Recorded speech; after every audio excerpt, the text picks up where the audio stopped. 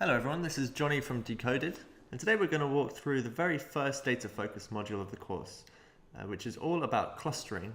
And this is normally done remotely rather than coming to deliver the workshop, because you will have seen us very recently for the Data Science in a Day workshop, which I hope was a lot of fun.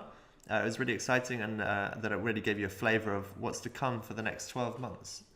I know it would probably have been a lot to take in, and I would just like to say, don't worry, you're going to have a lot of time to practice all these skills that were covered during that day on a regular basis over all the next 12 months, and you'll get to do it in a lot more depth. So this is really just the very first starting point. Now that you've got a taste of what data science is all about, you'll get to practice that on a regular basis, starting with this first module, which is all about clustering. Just before we start, if you could make sure that you register for this session via the link that will be on your cohort repository page, that'd be really great. Just that means we can make sure that you've seen this video and you'll get credits for having attended, or at least having seen this session again. That will be on your cohort repository page separately. And before we actually go into what clustering is, I just want to take a moment just to reorientate ourselves into where we are in this course. So you just finished Foundations, which again, it was a lot of material. We did coding, Git, maths and statistics, and now we're actually really going to go into the data side of things. And again, this is where you're going to really start becoming a data analyst and start practicing all of those skills that you've just learned over the past 6 to 8 weeks. So just to revisit that timeline again, we've gone through the foundational period of learning, and now we start our first of our 4 quarterly sprints. And these sprints are very much all about practicing and taking your time to apply your learning back to your own roles. Take it as an opportunity to learn to play around with data and the different skills we're going to be using. And then at the very end, we'll come back again to that assessment portion of the program. But as much as possible, I think you should just dive into these sprints and use them as learning opportunities rather than focusing so much on the assessment at the end or worrying about what's going to be tested, because it's really all about you just thriving as much as possible without actually worrying about that qualification part of the course, which we'll have plenty of time to go through when we actually get to that. In each sprint, you'll cover 3 different topics, 1 per month. The first topic we're going to cover in this first sprint is called clustering, and that's what we're going to be talking about today. And it's really going to take up each of these topics, as I said, will take up an entire month. So this month is all about clustering. Next month, you'll start talking about association rules, which is a different topic. And lastly, in the third month in this sprint, you'll go into visualization. And just as a reminder, each sprint will end with a day-long hackathon. We'll get everybody together into one room to work through some data projects. And you'll have the opportunity to review all of these 3 topics that you covered in the first sprint and apply them again in a group setting to some real data to try and solve a real business challenge during that hackathon. So this is a pattern that you'll start to get very familiar with as the course goes along. But each month in the course, you will start that month with a workshop, which is like a 2-hour introduction to that topic. So today we're doing clustering. That's what this video is. It's a short introduction to what clustering is at a very high level. And this should really supplement all of the online learning that you'll have an opportunity to go through a bit later after this workshop. You can then dive into our notebook that we have online for you to practice with, and that will be what we've covered in this workshop, kind of like a guided learning approach that will let you practice on some non-business related data sets. And finally, each month you will then work in groups, working on a project relevant to your own role using your own data. And that will really allow you to apply this learning to whatever topic you're learning about and bring it back into your role. So this month, like I said, will all be about clustering. We're going to start with this workshop. You'll be able to practice afterwards, and then eventually you'll work as a group. Even during this practice stage, I would add that you could work collaboratively. You can work in pairs or groups. The collaborative nature is a really highly recommended way to learn together. But yeah, and then once you've done that, you'll be working on your own project. So let's go ahead and get straight into clustering. So clustering is really one of the most widely used data techniques. It's a very powerful tool to look into your data and understand things about the data that really you might be approaching with zero knowledge about or very little knowledge about. And it's just a very good starting point for any kind of data analysis approach. So today we'll be looking firstly, think about why it is that we might want to cluster things. We'll see some examples, some real world examples in various different fields, and we'll go into a very specific aspect of clustering. It's called k-means clustering. It's again one of a very large number of clustering algorithms, but k-means clustering is a very commonly used technique, and it's also nice to look at and understand and get an understanding of how it is that we can really automate k-means, how we can automate clustering processes. That will lead us into, therefore, a coding section, which will mean that we can really apply all of our concepts in a way that we can use any data that we want and bring it forwards from one project to another, for example, as you've learned about during the first introductory foundation part. And then we'll finally give just a quick wrap up and have a look at what you can do from here going forwards. So this is Atul Butt. He is a researcher working in California, and he has a medical lab where they are trying to solve some of the most relevant diseases that we have today. But the reason I'm talking about him here is his approach to scientific research is quite interesting. He is a doctor, but actually in his lab you won't find any active experiments, you won't find any patients being recruited. Instead, what you'll find is a whole team of data scientists. And this is because he has this concept that we have enough data. Hiding within mounds of data is knowledge that could change the life of a patient or change the world. So rather than going and collecting more data, why don't we find out what we can do with the data that we already have? And that's a really interesting approach, and is summed up by this kind of concept where we want to find a hidden structure in data when we don't quite know what we're looking for. So in Atul Butt's case, he might be looking at patient samples, and he wants to try and find out whether there's any kind of trends in healthcare, in health problems, or maybe access to healthcare, these kind of things, but without necessarily knowing any specific aspects about those patients from the start. And it's that last bit that's really relevant here. These approaches that we have are what we use when we don't know exactly what we're looking for. So that's what clustering is really all about, is this very fundamental problem that we will very often have in data, which is that we need to get started somewhere with what we are trying to investigate. So here's a few examples of when clustering is used. On the left, you can see some PET scans of the brain, and there's different ways of trying to analyze medical images, but rather than trying to figure out exactly what certain parts of the brain are doing or trying to work out where there is disease, here we have an example of just trying to group different parts of the brain together in the way that they function, perhaps, without necessarily knowing why they're grouped that way. But as you can see, by seeing the way that they are clustered together, we might be able to do some further studies or infer some kind of further analysis of that. For example, maybe it's asymmetry or certain lobes of the brain that are doing different behaviors. In a more business-related sense, consider the requirement of segmenting your customers if you are selling things via online shopping or via when you're looking at any kind of customer market. You will be aware that you have a large set of customers, and they all have their own context, they all have their own background and traits, but it's very difficult to necessarily decide what are the most fundamental traits or combinations of those that you want to be analyzing when you try and segment your market.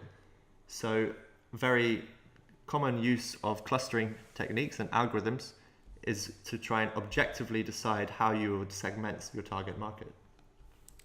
Or in a more day-to-day sense, consider Netflix. You've probably seen all of the different varieties and categories of films that Netflix have. And what they've done is they've taken the approach that they have this huge database of movies, and they want to try and find common links between those movies, whether it's their genre, whether it's where they've been made, or maybe in even higher level things such as who might enjoy it.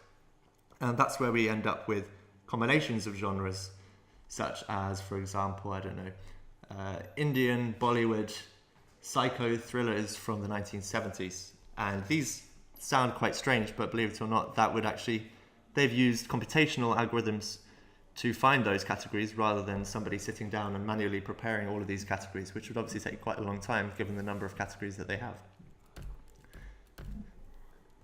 So you learned during the Data Science in a Day that we often break down machine learning approaches into 3 different types. And what we're looking at today, k-means clustering, is we have a large amount of data, but we don't necessarily know anything about that data, and we just want to say, computer, can you give us some information about this data that we can start as a launch point for our investigation into that data. And this is called the unsupervised approach, where we don't really give the computer any guidance. We just ask it to give us some information without any necessarily imposed rules that we provide. This is very different from, for example, the supervised machine learning approach, where let's say we have a list of 10,000 transactions. We show which 2,000 of those transactions were fraudulent so that it can learn to spot the difference between the normal transactions and the fraudulent transactions. And then going forwards into the future, we could give it a new piece of information, and hopefully it could give us a prediction of what that transaction is, whether it's fraudulent or normal.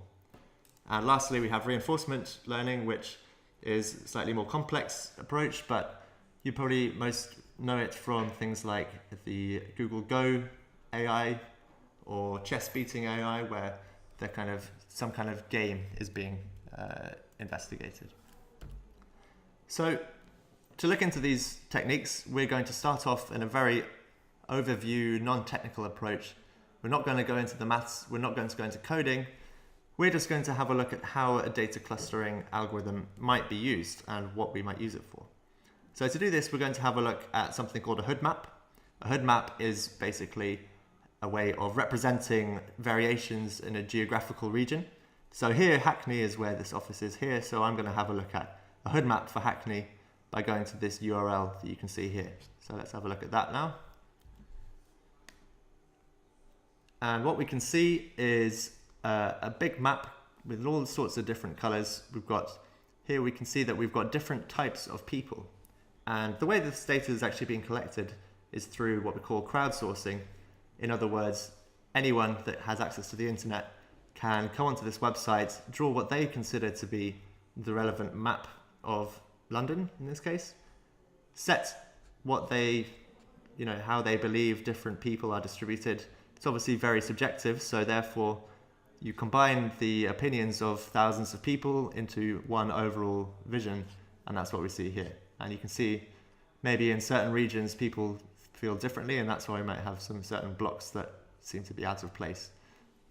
So for example, we've got, let's say, suits might be people working in a bank or lawyers or something like that, and we can have a lot in the City of London or over in Canary Wharf, and different things like hipsters. So that's where we are here over in Hackney.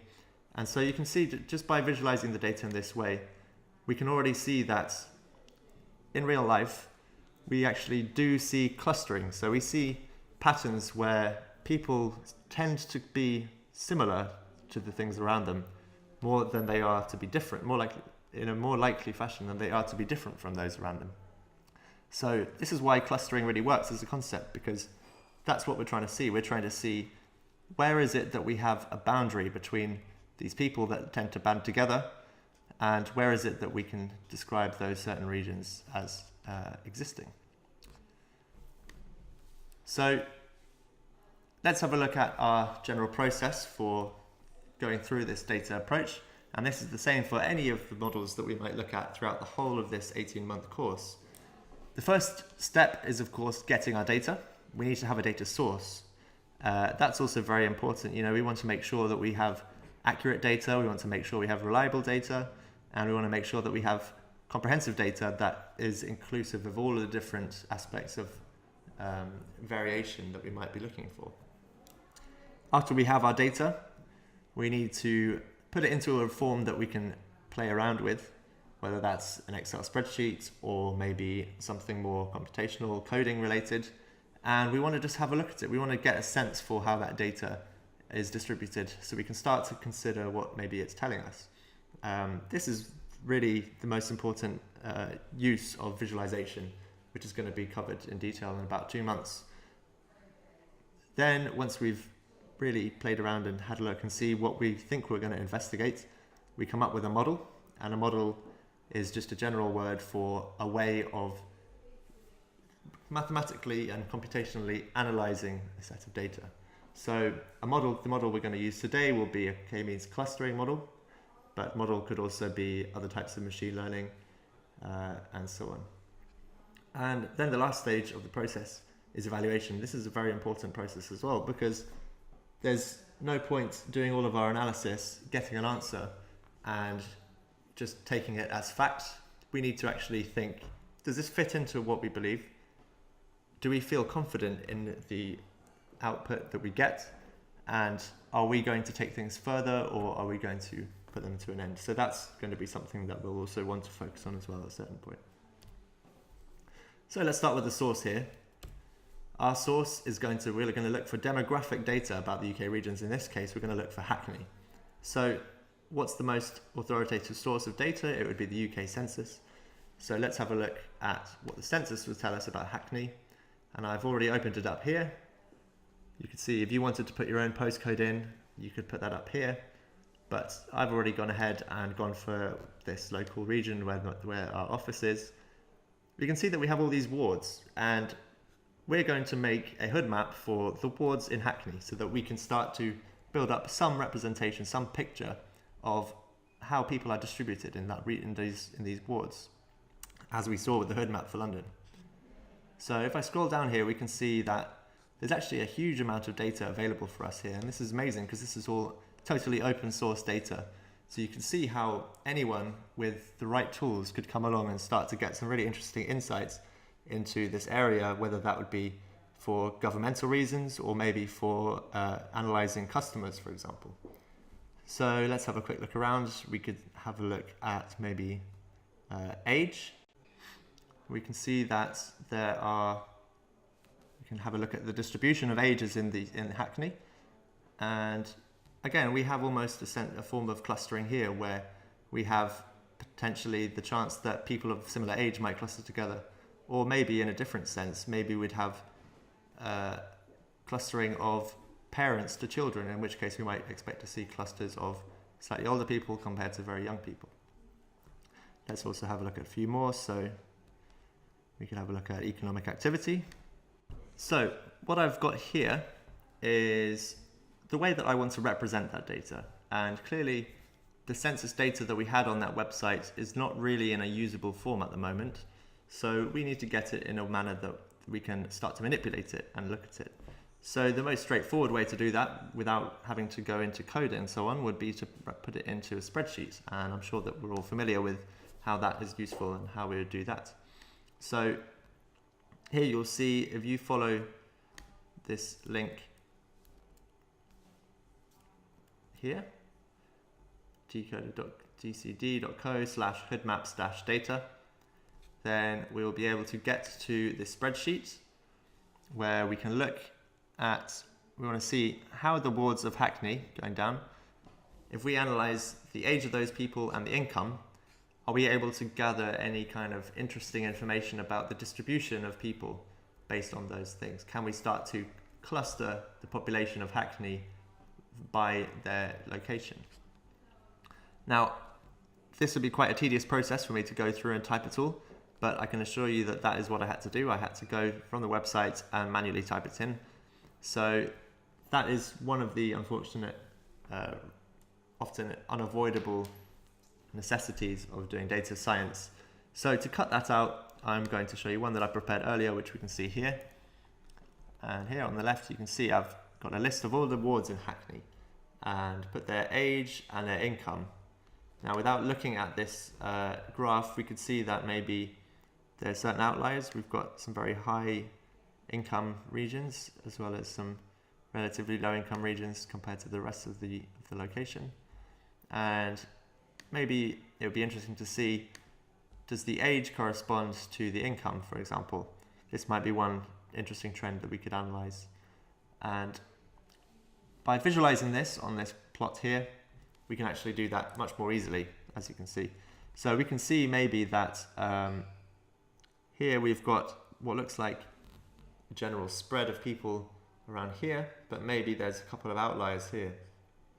But let's think about what the first impression would be of when we just look at this without even necessarily knowing anything about how data science is applied to this. And I can say that I would intuitively think that maybe there's it looks like some kind of group of people here, and maybe another group of people here.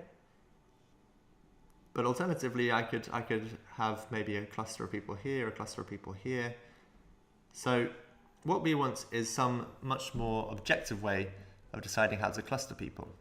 So that's really where k-means clustering comes in. We also might want to improve the way that we visualize this. Here we can see that we can't actually tell from this plot whether a certain data point is for a certain area. So instead we'd have to go to this table here and try and work it out backwards. So instead of that, here's a slightly better plot. And here we can see that we had that high outlier up here. And you can see how this has already therefore encapsulated the geographical data that we're going to need when we create that, that hood map, as we are going to do very shortly.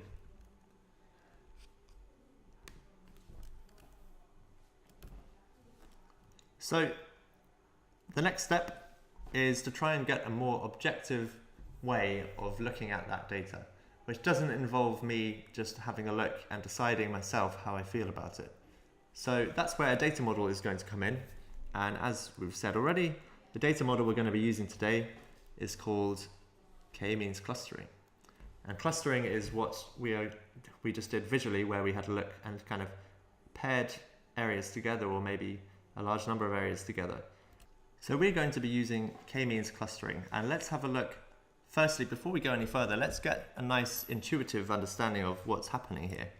So here's a nice animation where we start off with a series of data points here, and we want to come up with some way of segmenting these things. So again, considering our example of Hackney, where we've got age and income, this is a very similar technique. This is a very similar application of that, where we want to be able to come up with a way of separating this population of samples in a way that allows them to be representative of each other. So you can consider this almost as a classification technique, where we want to say that all of the points within a certain cluster are going to be somehow related to each other in a way that's greater than their relation to points in other clusters.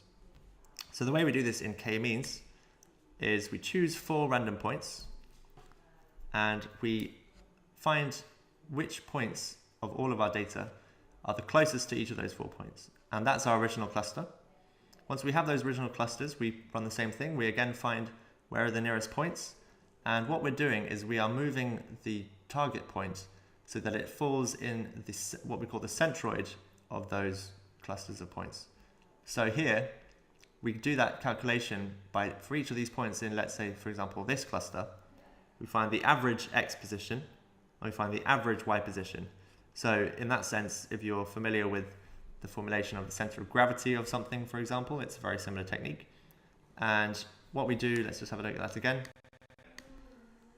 So we start off with our original points, and we join them to the nearest points in all the data sets. Then once we've got those original clusters, we want to move that target points to the centroid of its cluster. And then we redraw again, we calculate which are the closest points to those clusters, and we go on and on and on until we don't have any movement anymore. And here we can see we've got nice clusterings of points.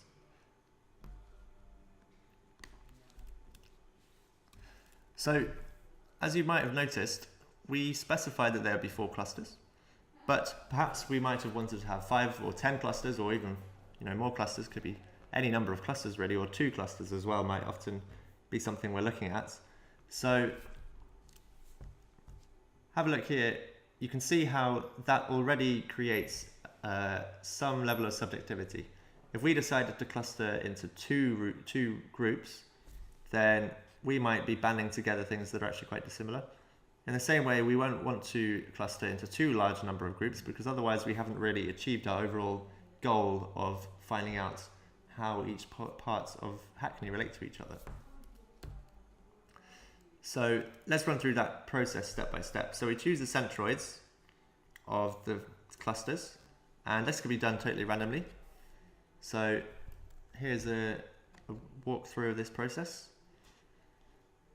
So we created these points using Excel, and let's say we have 3 clusters.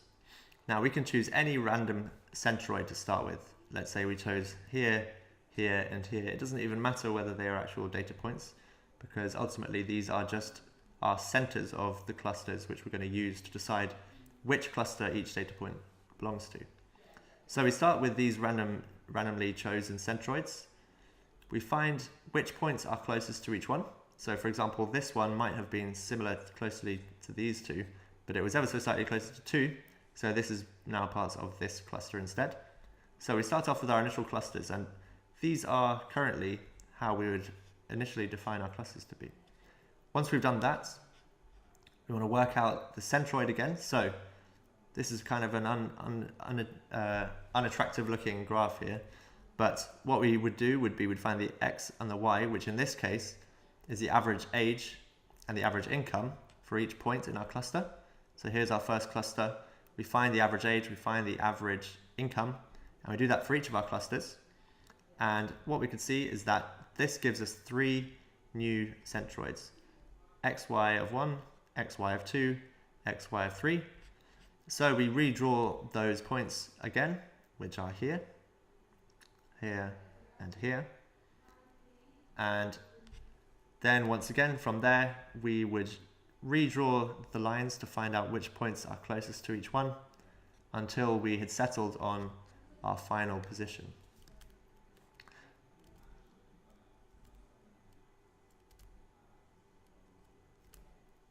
So when we do that process, we end up with this. You can see that this is one cluster over here. Here we have another cluster with the bulk of our regions in it, and here we have those outlying 2 regions. So if I go ahead and take those data points and put them onto Hackney, which is what we've done here, we've actually printed this out, drawn a map of Hackney in great detail, and you can see that these blue regions correspond to these large clusters. These 2 purple regions were corresponding to our outlier higher average income clusters, and these 3 correspond to our lower age clusters. So those, as you can see by looking at this map, maybe we've built up a little bit of an idea. We can see that, well, the thing we can most clearly see is that this region of Hackney is has a far higher income maybe than the rest of Hackney. These regions have a lower age than the rest of Hackney, but maybe we don't really know that much about the rest of things. We can see that these kind of all conform to some level of similarity to each other. So perhaps in the future we might want to have more clustering. So maybe if we could break down these clusters, it could allow us to see more information. And that's really why we would choose to have different numbers of clusters, as you can see. So there was the process that we just did. And the last process is, of course, to evaluate things. And that is really where your domain knowledge comes in. And this is where you would consider the fact that you know certain things about the region. It would also depend a lot on maybe the task that you're trying to achieve here. Let's say you were working for government, for example, and you wanted to look at that map and try and understand the success of certain policies that you've implemented, for example, then you could easily use this with the data or the knowledge that you have in that domain to understand this map better than someone that doesn't know anything about it. Also, if you were trying to look into maybe how your sales were doing, or how you knew that sales were higher in certain regions, then you would then be able to say that this is explained by, the sales would be explained by this region of high income inhabitants and so on. So using that domain knowledge works both ways. You can use it both to understand the data you have better, and also to understand how to use that data better. Okay, so that was a quick run through of how k-means clustering works in an intuitive sense, and in some ways in an algorithmic sense. So now let's have a look at how k-means clustering works and when we might want to use it.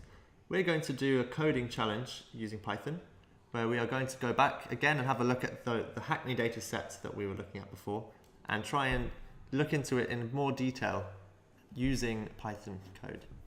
So before we get started, I just want to say that a lot of this coding might seem very complex, or maybe you don't feel prepared necessarily for doing all this stuff, but there's really nothing there's no harm in trying and failing. That's just a very important part of the learning process, as you probably heard in everything that you've ever done. So don't be afraid to Google things. Don't be afraid to talk to people if you're having any problems, and don't be afraid to just get stuck in and try and break things if necessary. There's really nothing that you can do wrong. So let's get started. I'm going to open up a new terminal. I'm going to go to Jupyter Notebook. And if you're using Windows, it will probably be a similar process. Maybe you'll have an icon, but ultimately you just need to open Jupyter Notebook until you get a screen like this. And here we can see I've got all my file system as I have on my computer, and I can just navigate to wherever I want to create my new Python notebook. So I've created a clustering folder already, and now I'm inside it in my documents. I'm going to go ahead and create a new Python 3 notebook over in the top corner here. So what will end up is something like this, and Jupyter Notebooks are a really great way of both running our code, so we'll be able to see exactly what's happening, and also a great way to keep our code annotated, and we can explain what's happening as we go along, and that's really useful both for ourselves but also for any colleagues that want to be using the code that we're using. So first things first, let's give it a title, and I'm going to call it k-means clustering in Python. You can call it anything you like, really. So let's just have a look at, again, quickly, just some of the advantages of using Jupyter Notebook. So we can either have code blocks that can run bits of code, like today equals Friday, which I can run, and then I can, let's say, print the value of today, and there we go. So here we have our code blocks. We could also combine these code blocks together and run them like that. Just delete these ones that we don't need. And so these can have any number of lines of code in it as we want. But another really useful thing that we can do is change the block that we're currently in from code to Markdown. And Markdown is basically a way of typing instructions or typing in documentation as we go along in a way that we can actually control its appearance. So for example, if we add a hash, we can have a heading. So I'm going to say k-means clustering. And if I run this, either by pressing run or shift enter also works, then what we can see is we've actually got a heading here. So the first thing we're going to need to do is we're going to need to load some libraries. So libraries, remember, are kind of where we allow other people to do the hard work for us. So someone somewhere, or maybe a group of people out there, have already written code to do certain procedures, and they then release that code for public use in what we call a library. And that means that we don't have to do all of the nitty-gritty details of coding, but we can use those libraries instead. So first, again, I'm just going to add a little comment for future reference. I'm going to put 3 hashes this time, just to make it nice and small. So step 1, we're going to import libraries that we need. So the reason that we need to import these libraries is because Python only knows about certain functions as when we start it without any libraries imported. So if we want to add extra functionality on top, we're going to have to import things. The first thing we're going to look at is going to be a library called pandas. Now pandas is a way of dealing with what we call data frames, which act and behave identically to Excel spreadsheets. So it allows us to have multiple columns and rows, and it allows us to give those columns and rows labels as well, like column headings, for example. And it's just a very useful way of dealing with data in a way that will also be quickly and unchanged. It will be unchanged if we want to go and load it up into an Excel spreadsheet, for example. So I'm going to import pandas. Now I'm going to add an extra thing, import pandas as PD. And as we'll see a bit later, that will just allow me to use PD as my shortcut way of telling Python that when I ask for a certain function from the pandas library, it's going to be from pandas. So we'll see how that's used a little bit later. Don't get too worried about that for now. So let's run that. Now, we've loaded that. Step 2. Once we've got our imports, I think the next important step will probably be to actually get our data. So let's add this, step 2, load data. So we're going to get our data from HoodMaps again. So remember, you can go to that website, which is quite a lot further back. Here we go, decd.co/hoodmaps-data. So when you do that, you'll get to somewhere here. And if you're on template, you want to go to Hackney Ward Age and Income. What we're going to then do is we're going to go File, Download as a CSV file. And this is what we're going to use to load in. Now, the important step here is to double check exactly where exactly you put your notebook. So here I'm in Documents, Clustering. So I'm going to make sure that when I save this data, it's in the same file. So download as CSV, where to, I'm going to go to Documents, and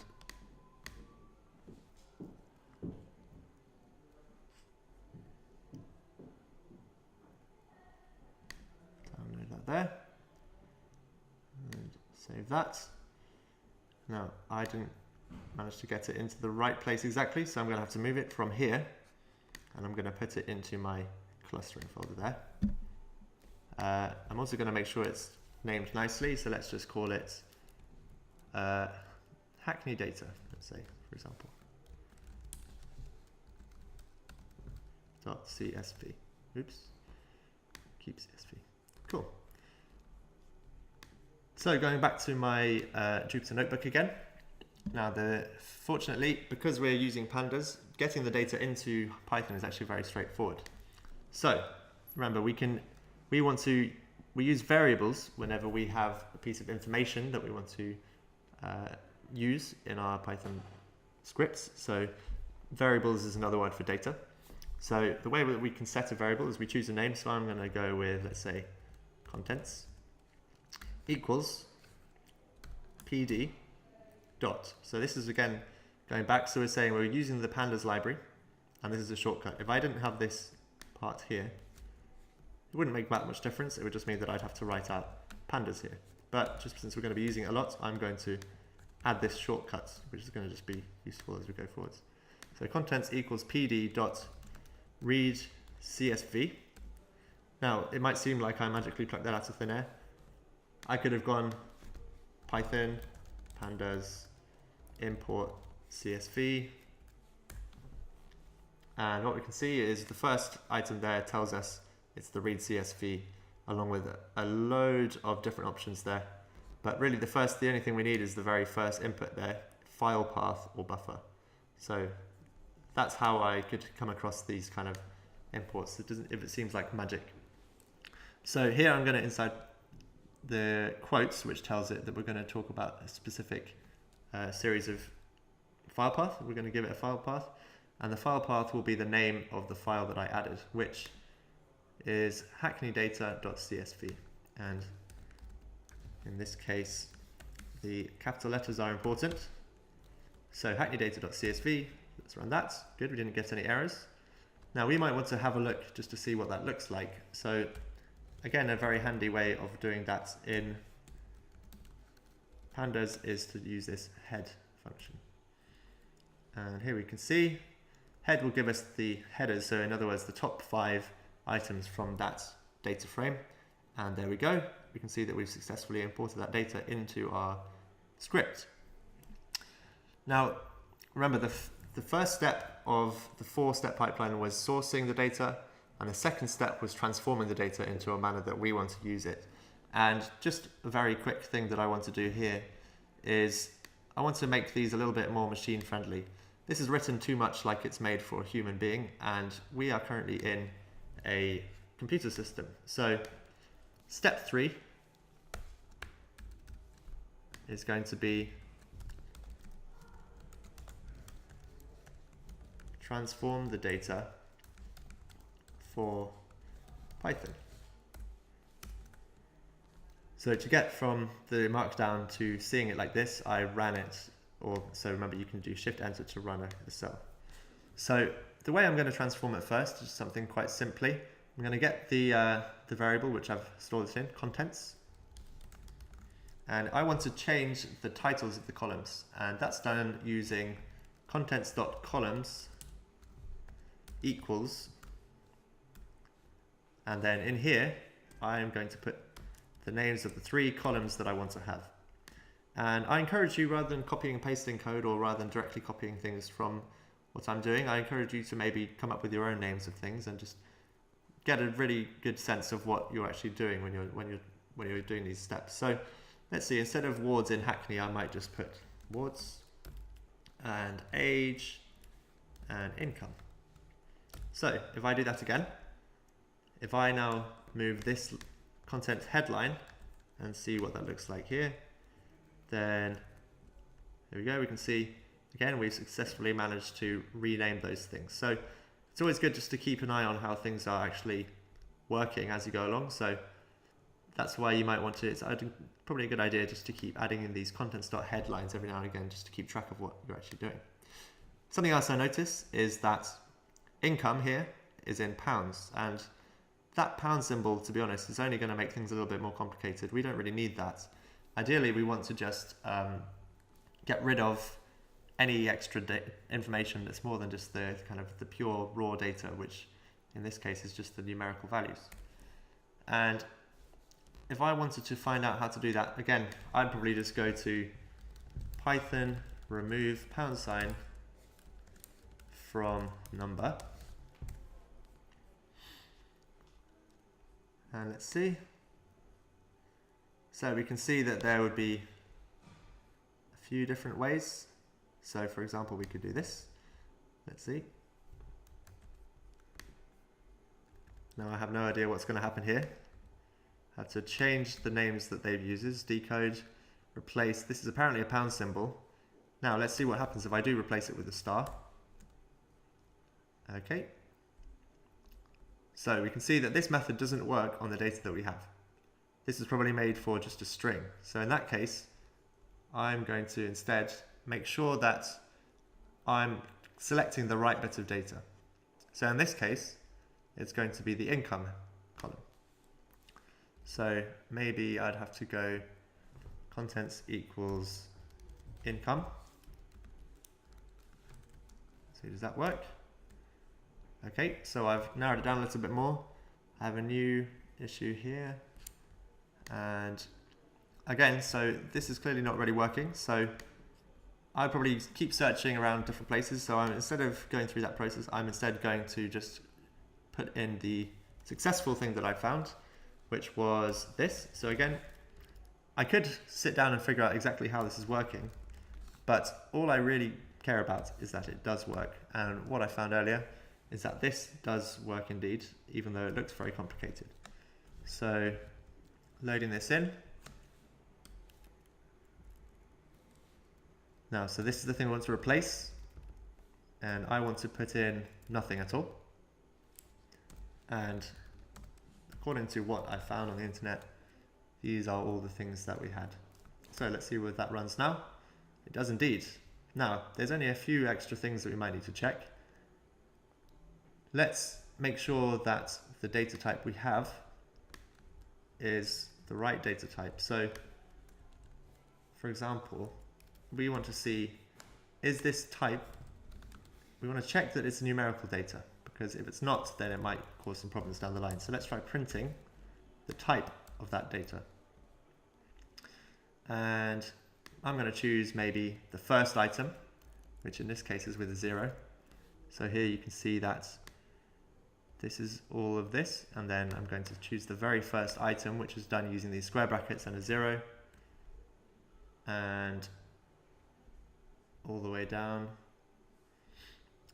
Okay, so key error is 0. That's telling me that it's not happy with this 0 I put in, and that's because, in fact, strangely enough,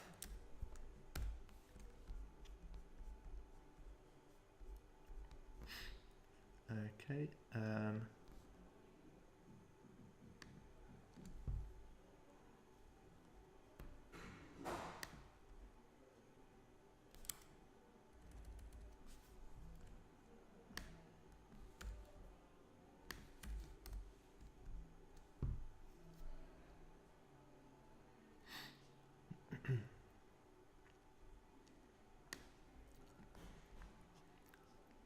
okay, so as we can see, we've got double zeros here when I look at this, and that tells me that Python's probably getting slightly confused here about the fact that it still thinks it's some kind of maybe money or something. I wouldn't expect these zeros to be here.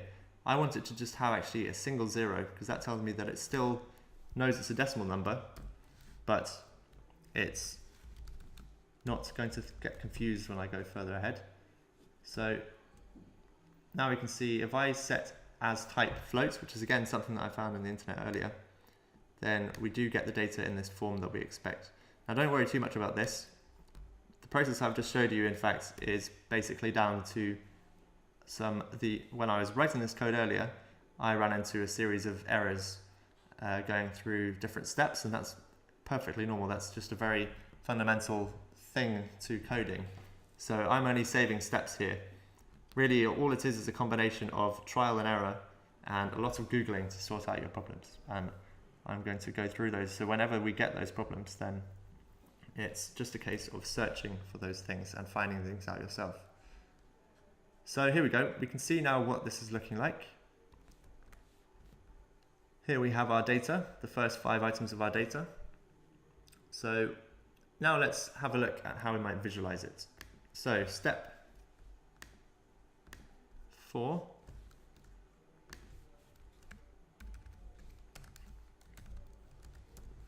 Will be to visualize our data. So remember, this is part of the step 2 of the 4-step pipeline. We want to have a look at how the data actually looks, and we can get a sense for what's happening there. Now, the most common way of looking at this, trying to get a scatter plot, for example, will be to use a new library. We're going to do import matplotlib.pyplot. Again, I'm going to give it a short version so that I don't have to type that in every time. I'm going to do it as PLT. And now it's very important to run this block again so that this import happens. So now that we've imported that, it's actually a very simple process to actually visualize this. All we have to do is we get the data that we want, contents, .plot, and we want to do it. Let's do a scatter graph. On the X value, on the X side, we probably want to plot age, and on the Y, we'll want to have a look at, let's say, the income. So if I go ahead and run this, there we go. Now here's a nice scatter plot. So it looks quite similar to what we had in Excel. Again, it's kind of done its own thing in terms of chopping bits of the axes off, and for this case it's all right, but it's just something we want to keep an eye out for as we go through. So here this is where earlier we looked and we saw that there was some kind of, it looks like a cluster here maybe, a cluster here, and a cluster here. And this is now where we're going to do step 5 is going to be applying k-means clustering.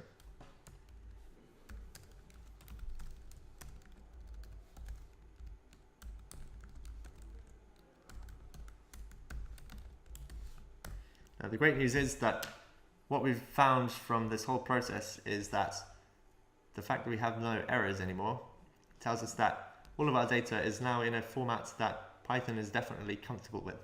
So it means that we can carry on going forwards and trying things out. So let's start off by, so the following few steps might seem a bit confusing, but you'll probably figure things out bit by bit, and I would definitely encourage you that if you're not sure on things, Google it yourself, see whether you can find out more information. And also another very useful thing to do is to work on these problems with other people, because that's just a very good way of figuring out things in a much faster manner than you might do by yourself. You can also, again, talk to your mentor as you go along if you want to get more information on any of these specific aspects that you're looking at here. So I'm going to start off by making what's called an empty list. So I'm going to have my data, and I'm going to put all of that data as I go along into this new little object, which is empty. We can see it's empty by the fact that there's just these square brackets with absolutely nothing inside them. So this is the thing that I'm going to fill up. Data starts off with nothing in it, and as I go through this subsequent process, I'm going to fill up data with what I want to. So for let's say each index and each row we're going to get the contents, and to iterate through the rows, so row by row, we are going to I could search this again. Let's see, pandas iterate over rows. So we're going to go through each row and get the data from it. And what we can see is that we do this process. So for index row in this, so let's say if I was to copy this in,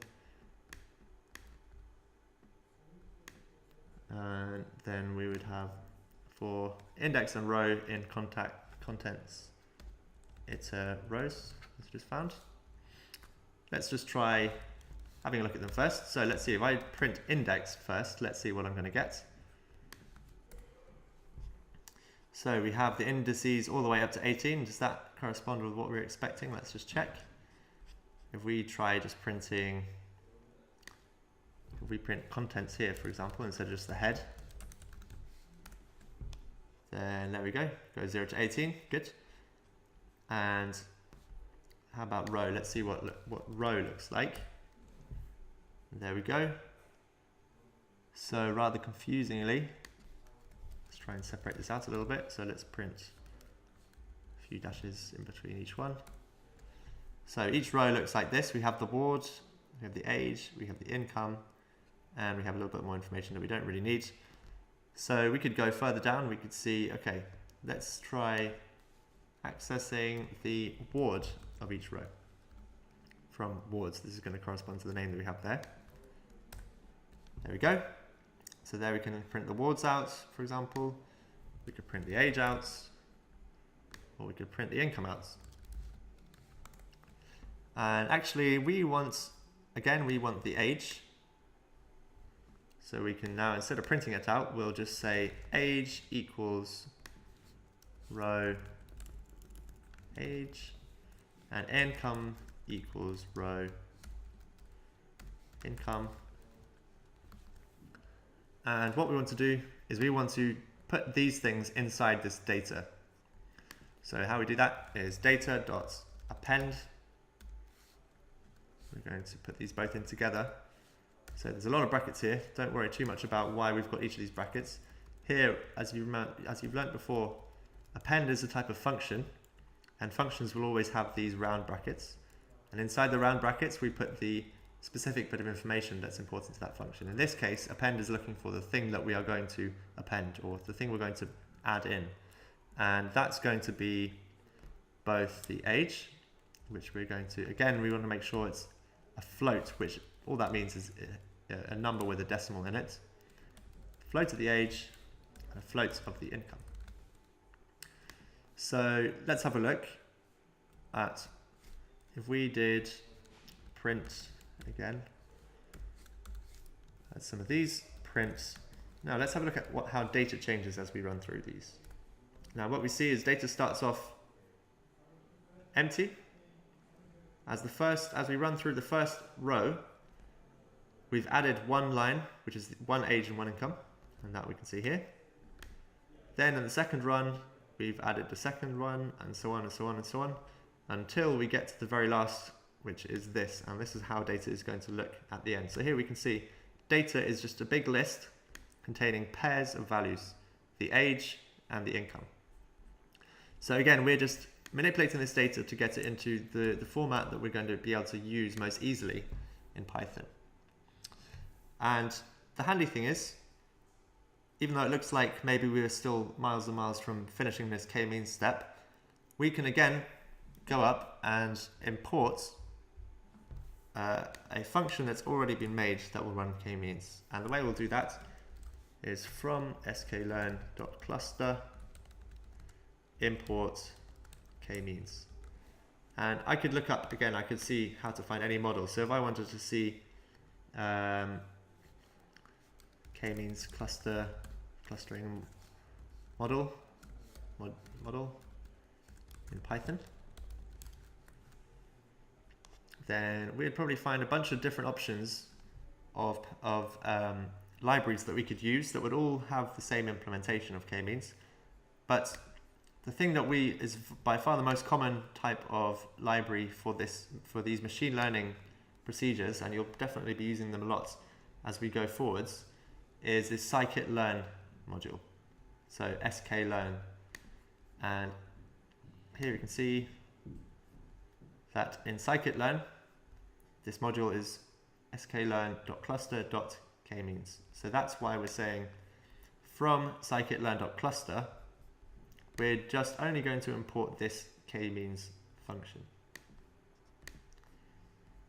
So now that we've imported that, we can actually go straight ahead and see exactly how this is done in k-means. And the way it's done is, first we set the number of clusters.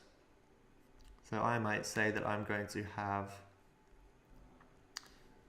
so my model is going to be a k-means model with number of clusters. So let's see how exactly they're written it. n underscore clusters equals, let's start with 3 like we had before.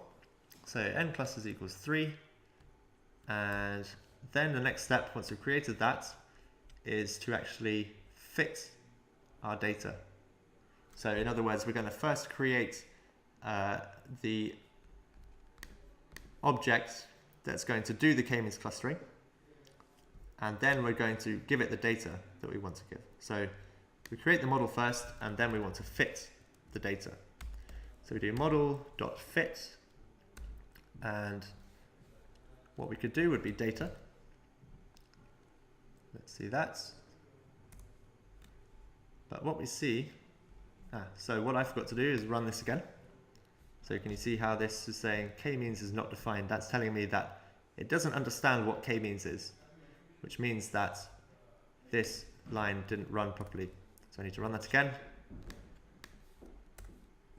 And there we go. So it's run. We don't really know what it's done yet because we haven't been able to visualize it. So let's add the output to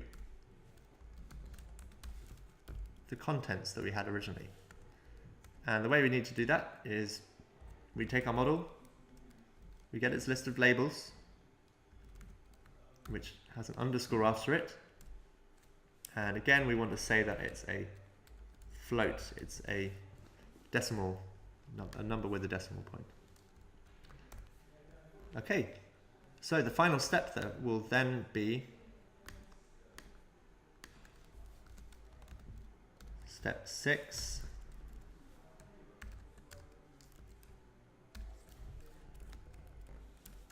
Visualize the clusters. So we're going to get some groups. So I'm going to create a new variable called groups. We're going to get each of our clusters of data, and we're going to put them into their own group. So the way we do this, contents.group by cluster. So because contents was originally set as a pandas object, if we wanted to find out what this group by function is, we'd have to search pandas group by. And here we could find out more information about what this is doing if we wanted to. We could find out what inputs it's expecting, and we could also find out what output it will give us. But just for the sake of this lesson, we can just go ahead and do this. Now we're going to, again, we're going to create a new, visualization. So I'm going to add a little comment here. I'm going to say plot the clusters. So again, a comment is another way of describing what's happening in the code. And I'm going to use the matplotlib library again. So this is the way that we can add multiple plots on the same set of axes. So again, I'm going to do for name and group in groups, which, by the way, let's have a quick look. Groups looks like this. So the way I commented these out was command or control / by the way, as a little shortcut. This will mean that these lines won't run. So let's see how this looks. So we can see that groups create some kind of pandas object, but if we add this line in here, so for name and group in groups, let's try printing the group. So here we can see that there's first this group. So again, I'll just separate this with a little separator. So we go through each group and we're going to see what those groups look like. So the first group looks like this, the second group looks like this, and the third group looks like this. So can you see how we've actually not had to really do anything?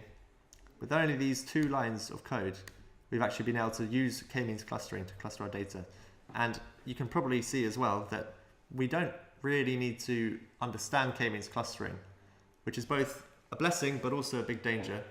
And it's important to always try and understand what the methods that you're using are. So k-means only takes 1 line of code, but by understanding how it works, you'll also much better be able to understand when it might go wrong, and you also understand how you can build on it and improve it.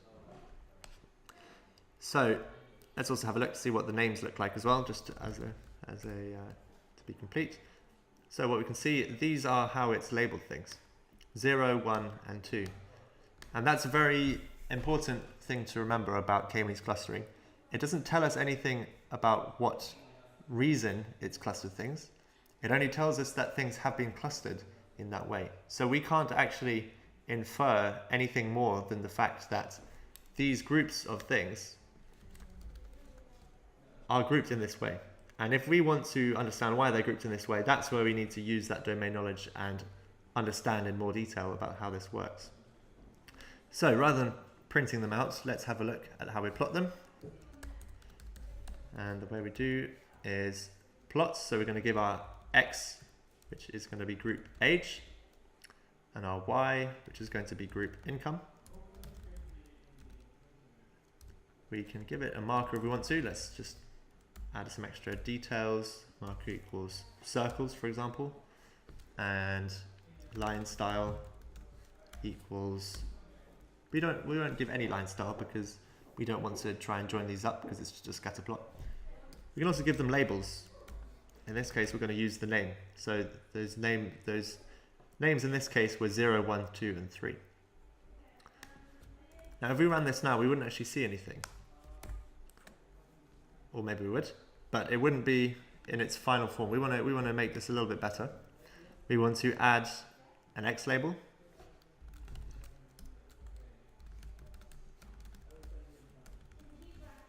And a Y label.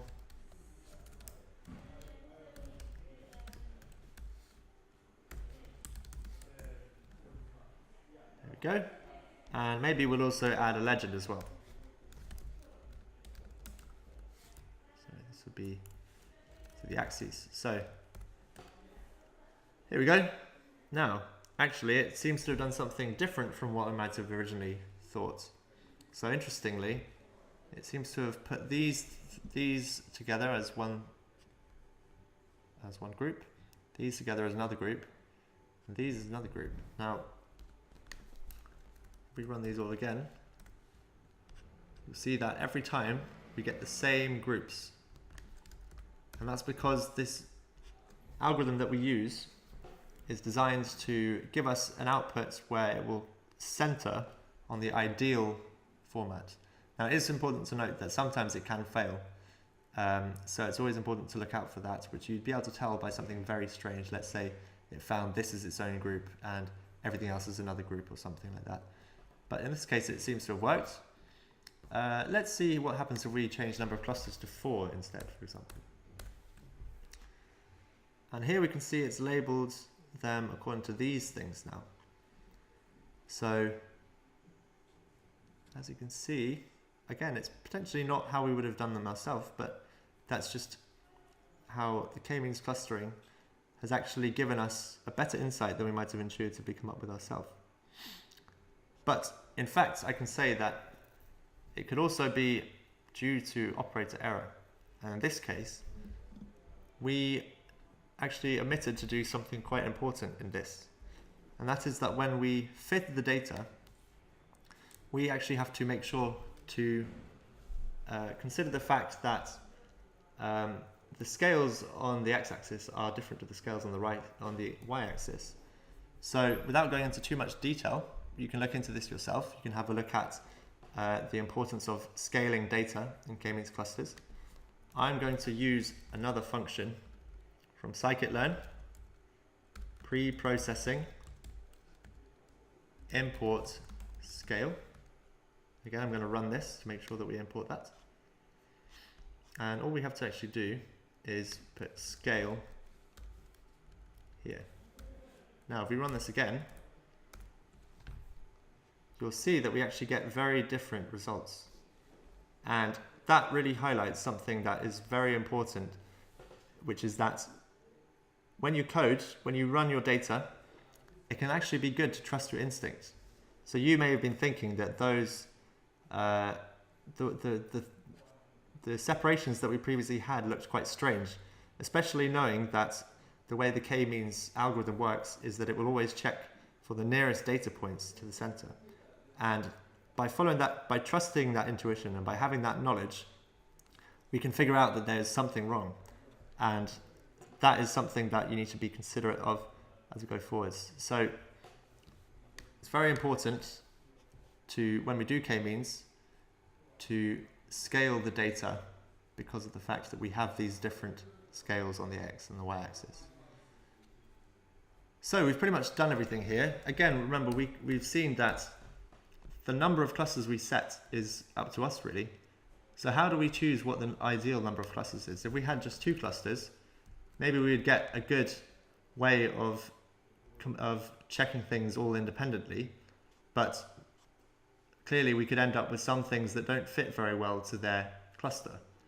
On the other hand, if we had too many clusters, we'd end up with so many different clusters, we wouldn't really be able to get a very good insight into how things go together. So the most common way of deciding on how many clusters we should have in when we use k-means clustering is a process called an elbow test. So the way we can do that, see, we're going to set a new item here to step 7.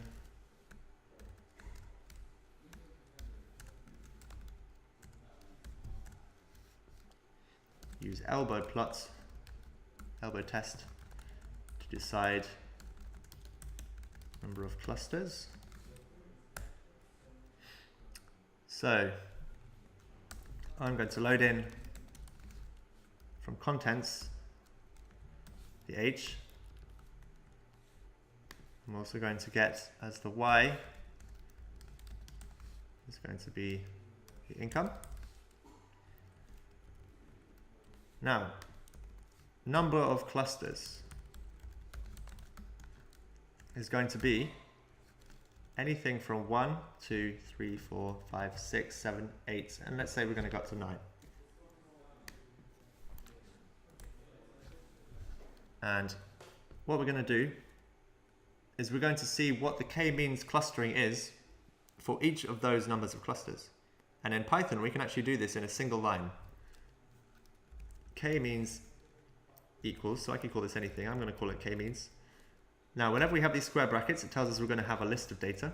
And because we're going to have a list of different clusterings, we're going to be working with a list. So what we're going to do is we are going to do the K-means clustering with the number of clusters, which is the same syntax as we used up here. And it's going to be number of clusters equal to, let's say I could call this anything, for I in number of clusters. So what this is going to do is it's going to create a list where we have all of the different K-means clusterings for each of the items in number of clusters. So we're going to have the clusterings that we have 1 cluster, 2 clusters, all the way up to 9 clusters. We're going to do something quite similar using something called the score. So if we go back to scikit-learn cluster.kmeans, if we want to figure out a way of scoring a certain clustering, now this is done by testing how far away the items within a single cluster are. So in other words, if we've only got, let's say, if we run this with 2 clusters, now we could say that this item right here is quite far away from the centroid, which might be somewhere over here. And that would give it a relatively low score, compared to if we had a very large number of clusters, where we can see that in any single cluster, the data points are going to all be relatively close to the centroid, so it would have a low score. And the way we find the score in K-means clustering is just simply using this score method, which means we do score. Again, we're going to have a list of scores, and I'm going to use a very similar process that we did before. So we're going to take the K-means that we've created here, and we're going to take each one. We've got to fit it to the data that we have, the income. We then get the score for that. And we're going to do this for each of the number of clusters that we have. So, in other words, we take each clustering, we're going to see how it works with the fit. So remember, that was the 2 steps we had. We create the model, then we fit the data, and then finally we're going to get the score for that data for each of the numbers of clusterings that we have in this list. And now finally all we need to do is we just need to plot those, and we're going to plot the number of clusters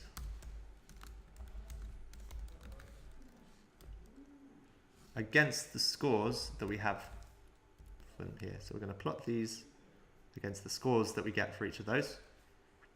And again, let's give it an X label. In this case, we have number of clusters, and we have a Y label, which is the score. And let's even give it a title. And we're going to call this elbow curve analysis. Now sometimes it's necessary, if you find there's any difficulty in getting your plot to show up, sometimes you need to add this little final instruction which just says, okay, I've made everything I want to do, now show me the plot. So let's see how this looks. Okay, so index out of range. So what I've done here is try to use this as an index. In fact, we want to do it in Python. Indexing starts from 0, so we want to get the first item. We need to do the I. So indexing in Python starts at 0.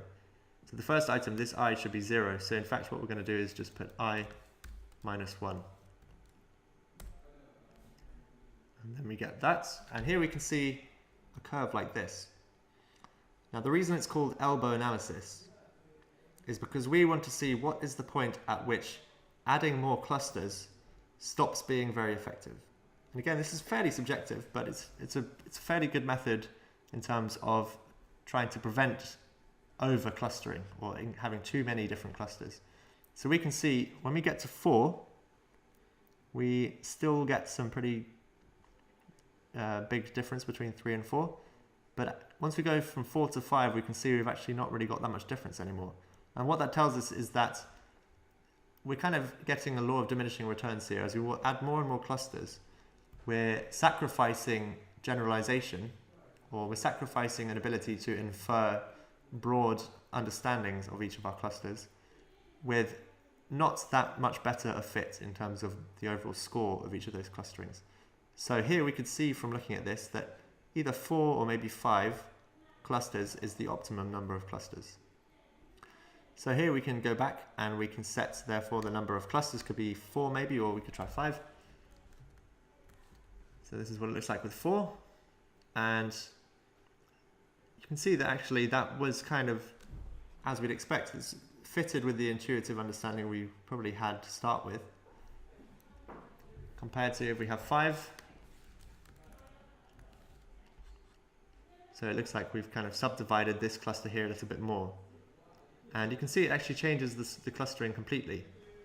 So what would be interesting now, and it's an exercise for you to go and do yourself if you'd like, we could take these 5 clusterings now, plot them on our map, and then we'd be able to see what the hood map would be for Hackney, all using Python.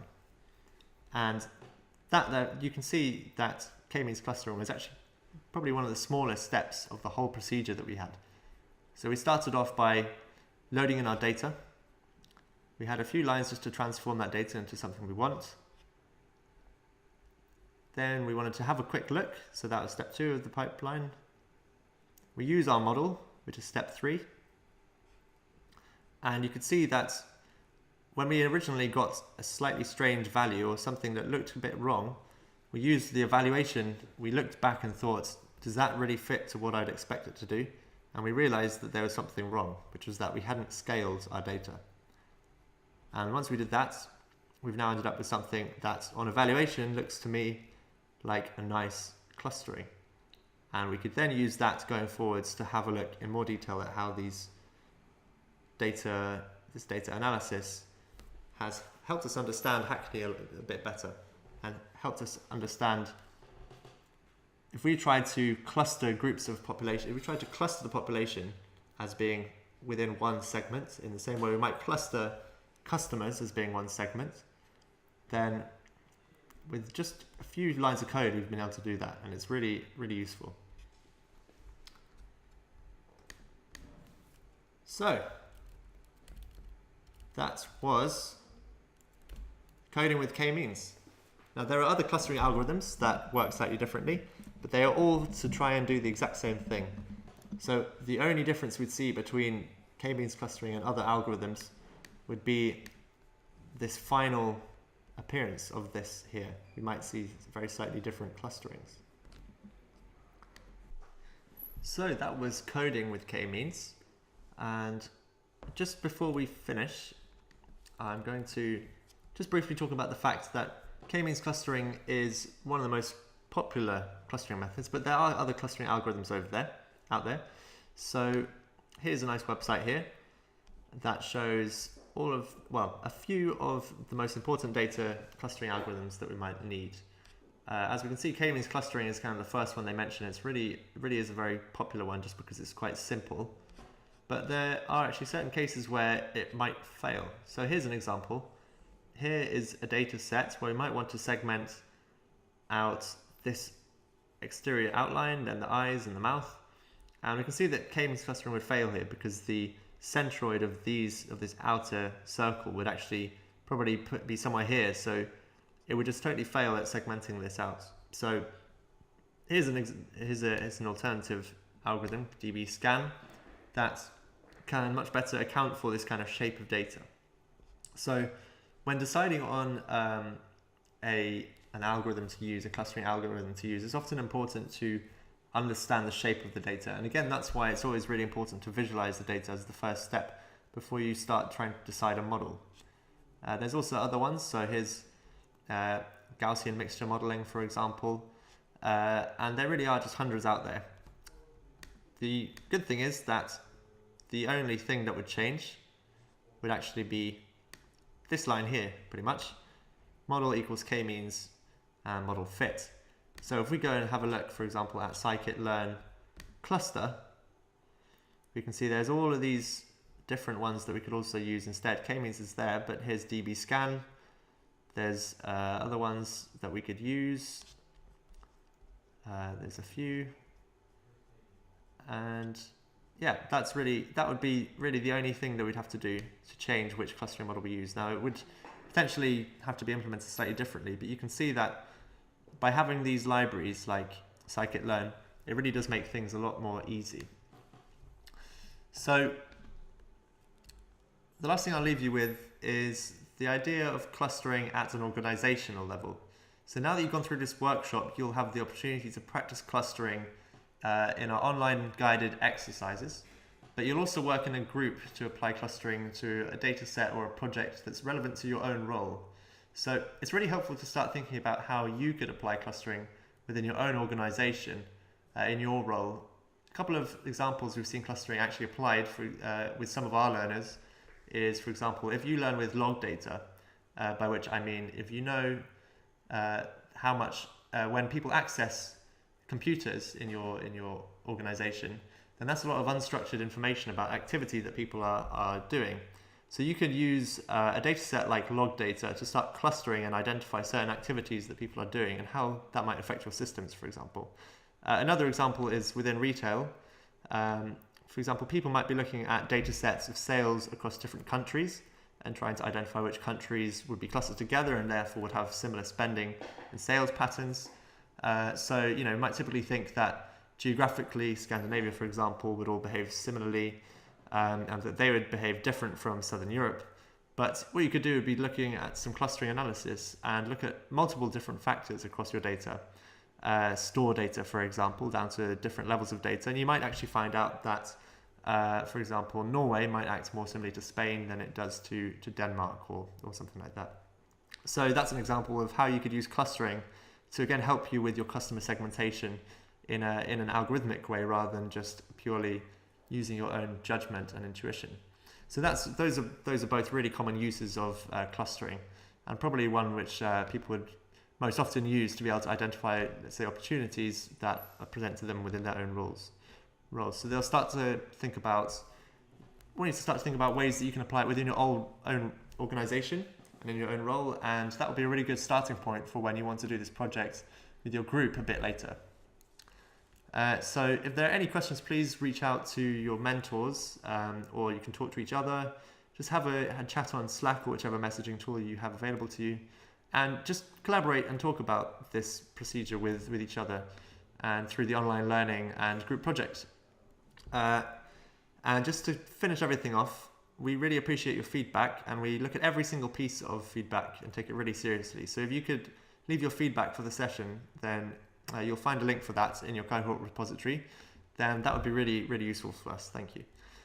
So best of luck, and thanks a lot for joining, and I hope you enjoy this month of clustering.